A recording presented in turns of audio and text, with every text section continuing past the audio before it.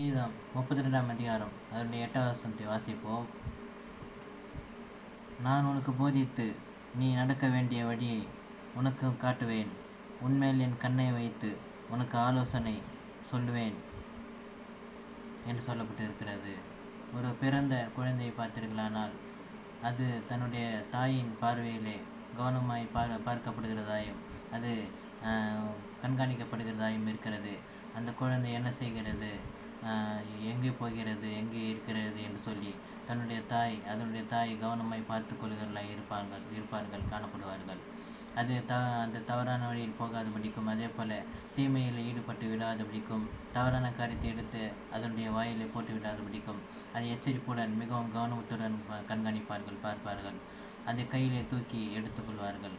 அதே போல தான் தேவனும் நம்ம ஒவ்வொரு மேலும் கண்ணோக்கமாய் இருந்து நம்மை கவனிக்கிறவராய் நாம் எப்படிப்பட்டவர்களாய் இருக்கிறோம், எங்கே செல்கிறோம், எந்த வழியை நடக்கிறோம், தீமையான பாதையை நடக்கிறோமா அல்லது தேவனுடைய சித்தத்தின்படி நடக்கிறோமா அல்லது எந்த வழியை நடக்கிறோம், நாம் எதிலாவது விழுந்து போகிறோமா, தவறி போகிறோமா என்று சொல்லி தேவன் நம்ம ஒவ்வொரு மேலும் அவருடைய கண்களை வைத்து நம்மை கண்காணிக்கிறவராயும் அதே போல நம்மை கவனத்துடன் பார்த்து கொள்ளுகிறவராயும் சரியான பாதையை நம்மை நடத்துகிறவராயும் திசை திருப்புகிறவராயும் காணப்படுகிறார்.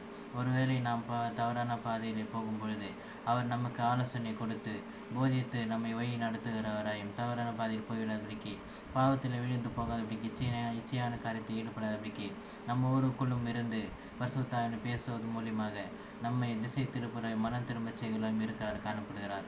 ஆகவே நீங்கள் ஒன்றுக்கும் கவலைப்படாமல் இருந்து, நீங்கள் ஒருவேளை அப்படிப்பட்ட அந்த பாவத்தில் விழுந்து போயிருந்தாலும், நீங்கள் திசை திரும்பி மாறி தவறான பாதையில் நடந்து கொண்டிருந்தாலும், நீங்கள் தேவனிடத்தில் மனம் திரும்பும் பொழுது அவர் உங்களை சேர்த்து கொள்ளுகிறவராயும் உங்களை மன்னிக்கிறவராயும் அது மாத்திரமல்ல உங்களுக்கு ஆலோசனை கொடுத்து உங்கள் மேல் கண்ணை வைத்து அவர் ஆதரிக்கிறவராயும் உங்களை பாதுகாக்கிறவராயும் அது மாத்திரமல்ல உங்களை ஏற்றுக்கொள்ளுகிறவராயும் இருக்கிறார்.